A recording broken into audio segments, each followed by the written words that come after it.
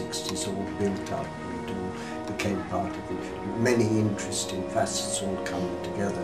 With 65, the Albert Hall and the Beat Poets. It kept growing and growing until it came to the Flower Power Revolution. The psychedelic posters are all over the place, and there's a happy atmosphere and peace and love is beginning to come through with the acid, etc. That's what it felt like. Everything was bright and beautiful.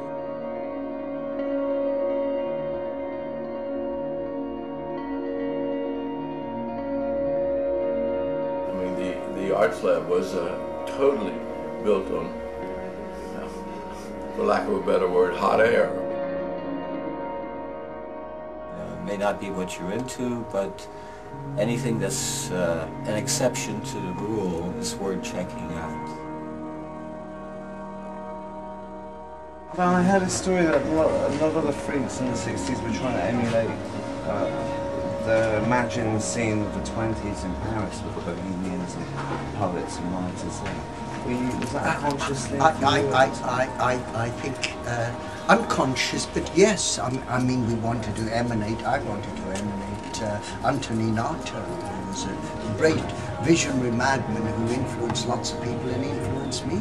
So the Dadaism, the Cabaret Voltaire, we're all influenced by previous undergrounds, by previous avant-gardes. What was your primary influence at that time? Let's say influences come from our life's experiences, the books we read and the people we meet. And I was lucky that in the early 60s onwards, I was a free soul in London. I didn't work at a job, you know, didn't want to compartmentalize time.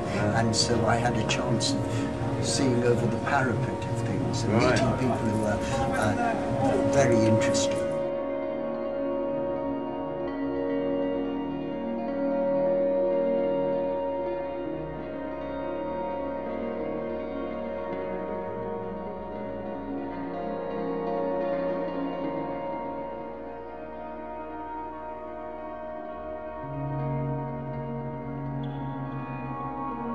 Very few people had heard of Haight-Ashbury at that time. It was only once the summer came that, you know, that article started a whole avalanche of articles in various magazines and periodicals. And but I left before that. You know, the Haight-Ashbury area itself was a low rent district, like usual, and that's where all the kind of artists and musicians and bohemians congregated.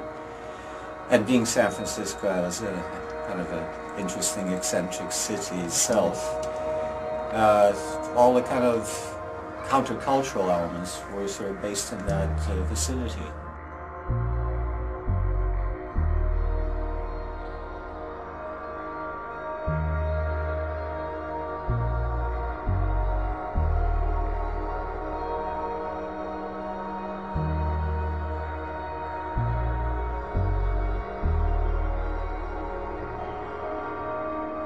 The Beat Generation triggered that off, but of course by the time 67 came about, there was a whole different scene and created a whole kind of movement of people, you know, who were exploring psychedelics and consciousness. And that was also fun exploring.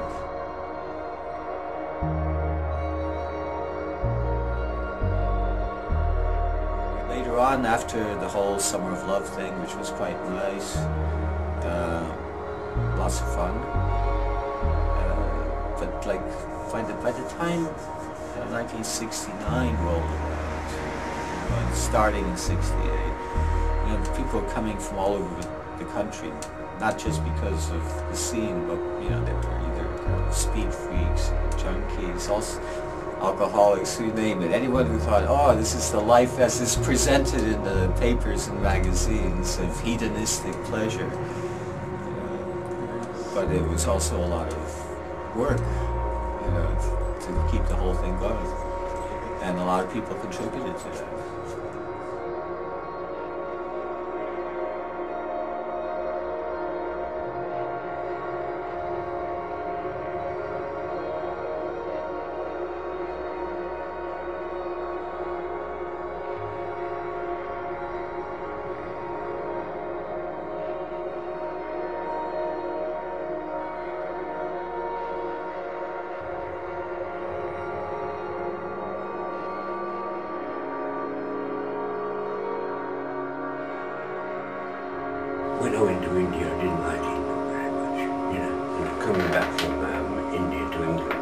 anyway, and getting caught at the end of it was, I was really quite off England, you know.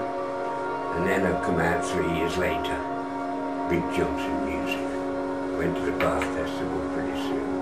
Saw people like Zappa, thousands of people, all these little fires burning away there, and people dancing, black silhouettes against the flames. Absolutely beautiful, free acid, and mescaline, some purely acid down there. And Led Zepp coming on around about midnight, boom, hair like a god standing there raving away. Absolutely spectacular. Yeah. Wonderful things. And Dr. John the Night Tripper are just too fucking much, you know. What a world. Compared to what I've been for. I've been a year in India, so it's been 4 years. All this has happened in 4 years.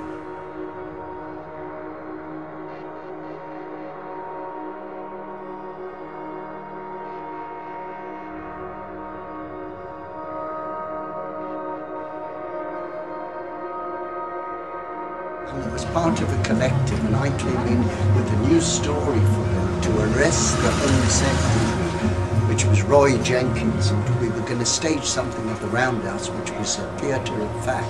So I did one of the first things I did, and Hoppy was part of that scene. Because they were quite academic intellectuals, really, all those guys, weren't they? Yes, partly, let's say the upper echelons of the hippie scene then were very public school oriented, or they were American expatriates.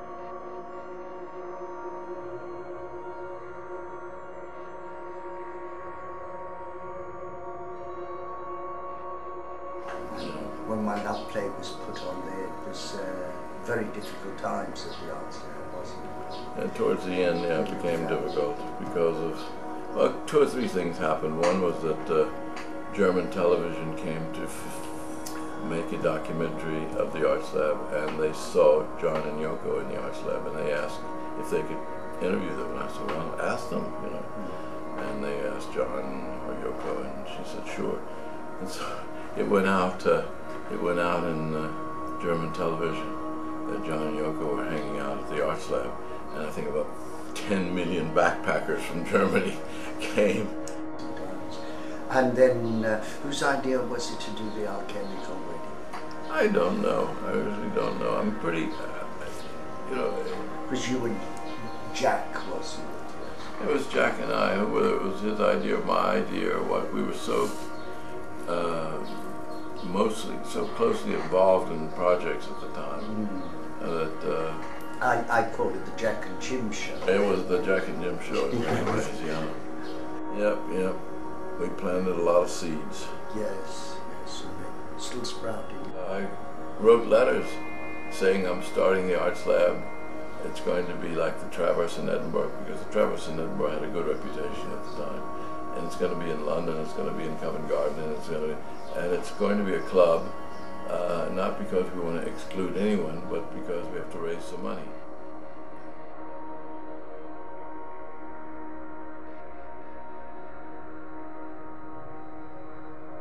When I got there in '67, it was very easy to meet all the people who are doing things. So I met people from the San Francisco Meme Troupe, the Diggers, who were doing free shops and free communes and free foods in the park and stuff like that. And they were all, in a way, part of a whole circle of people that were just doing things. And Simon Venkatesh was part of the scene because he would organize like poetry readings and things like that. He dates back from the Beat generation, really. You know, so he'd gone through it all and he'd followed it along. You know, kind of got into the whole kind of psychedelic culture. Totally mad, but wonderfully so. Once I got involved, you know, just, you know, things kept moving, you know. A lot of people thought I had money or came from money, but I didn't have a dime, and it was all done by just pure energy, you know, getting people together and using human energy.